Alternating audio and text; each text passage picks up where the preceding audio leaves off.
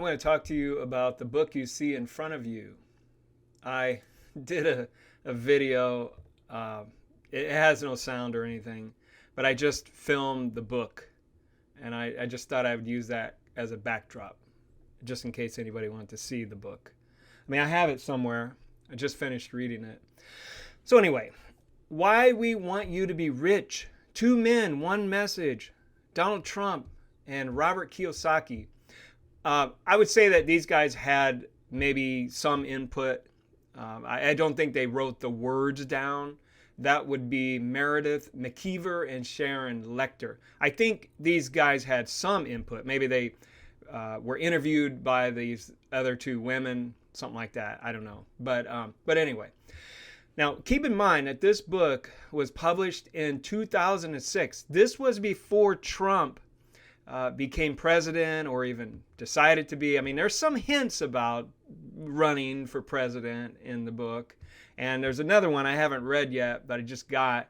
And in that book, he's really talking about wanting to run for president.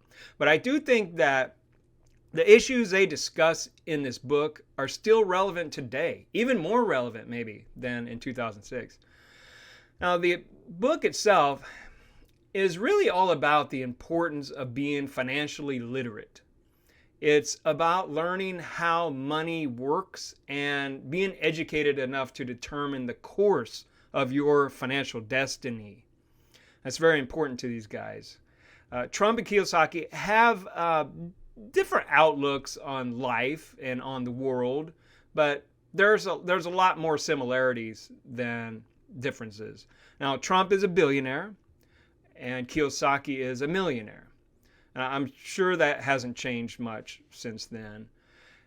Trump had a wealthy father, came from a very wealthy background. His father taught him everything. Now, Kiyosaki had to work his way up to becoming a millionaire. Even though he had a mentor that he called his rich dad, he still had to work his way up from the bottom. Now, Trump believes we live in an entitlement society as a nation, that people believe that the government should just take care of everything, you see. Even Kiyosaki feels the same way. Now, the best way to combat the problem of this bad financial result that we are in, this giant financial disaster that we are in, is to become more financially literate and change our thoughts. Trump especially talks about this. Start thinking like a rich person and not like a poor or middle class person, because the middle class is shrinking even more. And they were talking about that in this book, but the middle class is almost gone, I think. So if you want to become rich, you have to think like a rich person. But if you don't think you can be rich, then all you'll do is think like a poor person. And they dissuade you from doing such. Now, being financially literate is useful for the following reasons. The value of the dollar is falling. Yeah, it has fallen quite a bit recently. National debt increasing. Another one that has gone way up. Baby boomers retiring. Well, many of them have retired. Oil prices rising. Yeah, that's probably just ongoing.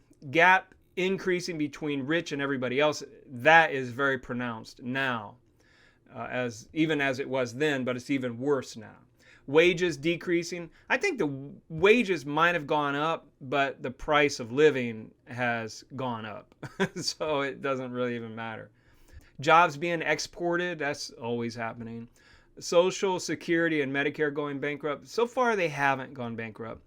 Savings being wiped out. Well, during the COVID pandemic, a lot of people lost money. Lack of financial education being taught. That's always ongoing. Now, both men agree that financial education replaces fear. Trump says to reduce your fear and fuel your courage, you need to learn how money works to eliminate the mystery surrounding what it means to be wealthy. The problem is there's too much bad financial advice out there. Basically, there are 3 levels of financial advice. Advice for the poor. Government will take care of you. Advice for the middle class, like work hard, save, and invest in mutual funds, which is relatively safe. And advice for the rich who invest to win. People who invest to win are willing to study more, want more control over their money, and invest for higher returns. You can invest to win by reading books like Rich Dad, Poor Dad. I also recommend the For Dummies books on economics or investing.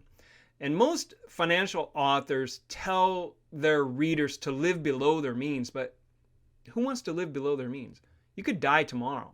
And do you want to be rich but die poor? Or do you want to be rich and live rich? Yeah.